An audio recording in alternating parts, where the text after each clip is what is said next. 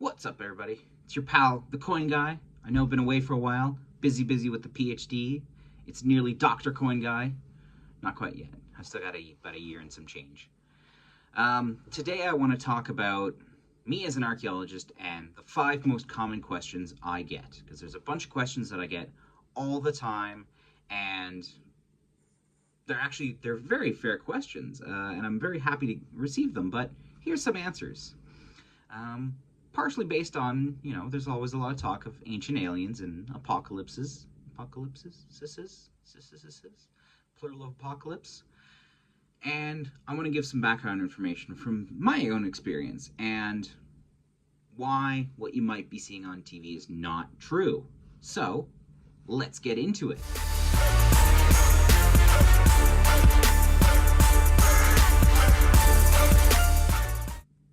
So, the first question I want to answer is, do we dig up dinosaurs?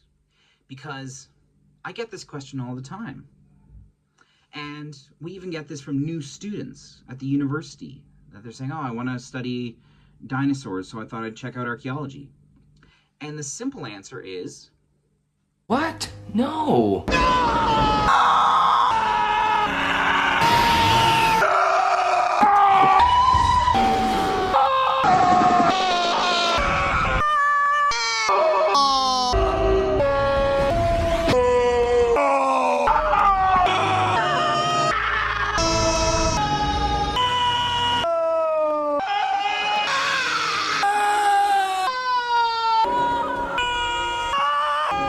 No. Mm-mm. Does that answer it for you? We don't study dinosaurs. That is paleontology, which studies basically ancient animal remains. So things like dinosaurs, mammoths, saber-toothed tigers, all that fun stuff. In archaeology, it's anything related to humans. Now, confusingly enough, we do have things like archaeobotany, which is the study of ancient plants and their relation to humans, and archaeozoology, which is the study of ancient animals in relation to humans. So basically, if we get mammoth bones, which we do sometimes get at hunter-gatherer sites, we're looking to see what's their relation to humans in archaeology. So, the first question I usually get is, what's the most exciting thing I've ever found?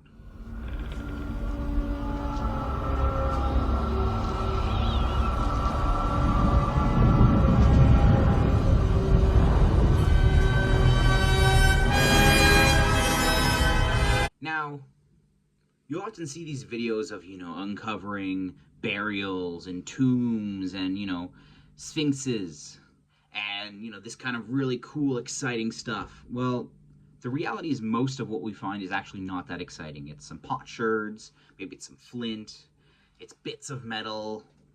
When we do occasionally find stuff that's, exciting, it might not be what you consider exciting.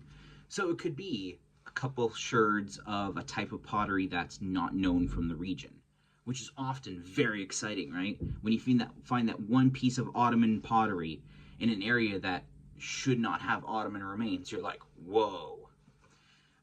And sometimes it's just little things, like you'll get some nice glazed ceramics sometimes. That's very exciting when we get that, especially if you look at some of the Islamic glazed ceramics that are from Central Asia.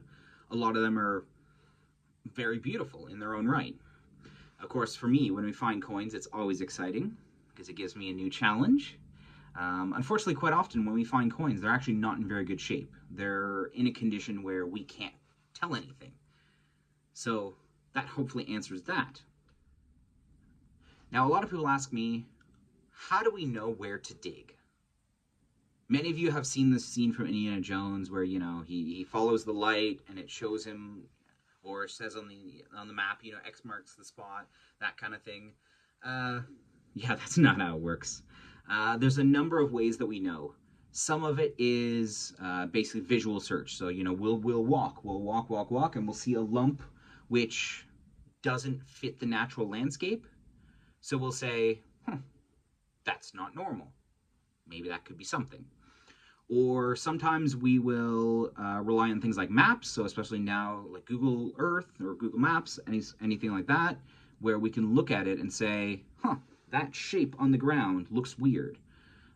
We have things called crop marks, which are basically, you can see the outline of a building because the crops won't grow in the right order if there's something underneath, because the stone underneath basically impedes the movement. So you can actually spot the outline of buildings. Some of it is word of mouth. So you might get a situation where we get some local villagers somewhere where they've said to our archaeologist, yeah, a bunch of kids were playing down by the river and they found a bunch of nice pottery sherds. Okay, well, that might be a hint to us that there's something there. Even when we do think we have a site, though, we do a lot of different steps. So we do something called field walking, which is where we literally just walk and pick up stuff. And then we chart that out and see if it's worth excavating that area more. We do something called test pitting, which is, instead of opening up a big, massive trench like what you've probably seen, we might just cut a little, 2x2 square in a grid and see if we find something and see if it's worth investigating further. Yeah, so that's basically how we find things. Of course, different regions operate a little bit differently, but that's the basics.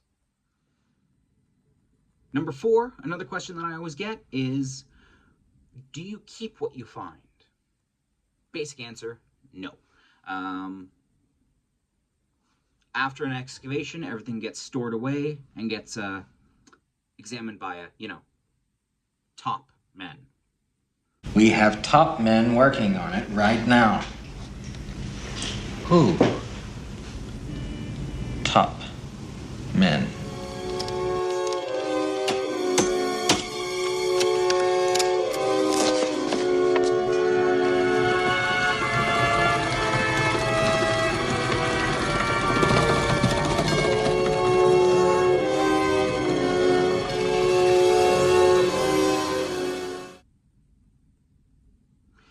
It doesn't actually quite look like that, but you get the idea. Yeah, everything gets stored in some sort of depot, either at a university or a museum, or some places it's just simply a warehouse.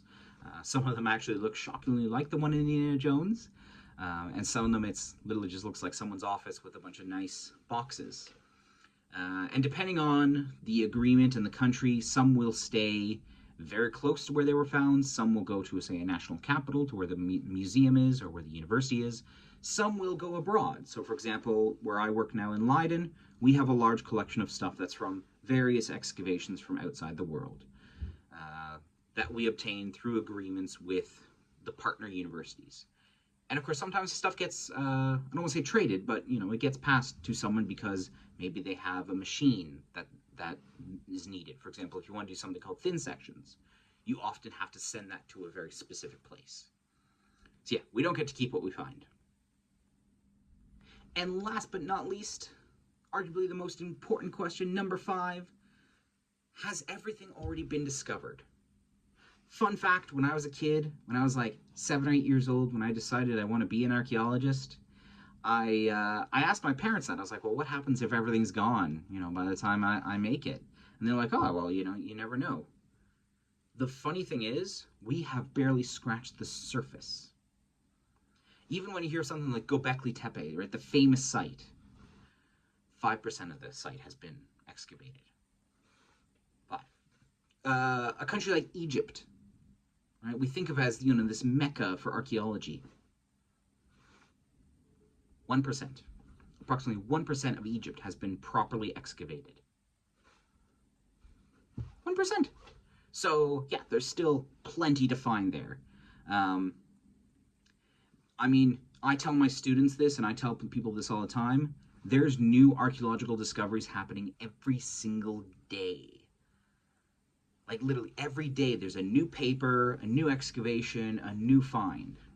So, yeah, we're not even close to finding everything. And yeah, that's it for today. So I hope I was able to give a nice archaeological perspective and answer a couple questions. And with that, keep asking questions, keep sending in requests for things you want to see. I'm going to try and publish some more coin material soon. And see everyone next time. Bye-bye for now.